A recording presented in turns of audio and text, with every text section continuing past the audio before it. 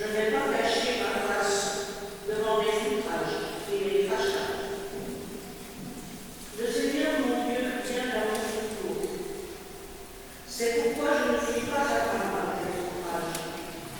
C'est pourquoi j'ai rendu ma face porte de pierre. Je sais que je ne serai pas contrôlé. Il est proche, celui qui me justifie. Quelqu'un me vient plaider contre moi, comparez son ensemble. Quelqu'un me vient m'attaquer en justice, qu'il s'avance vers moi. Voilà le Seigneur mon Dieu, il prend ma défense. Qui donc le gouvernement? Parole du Seigneur.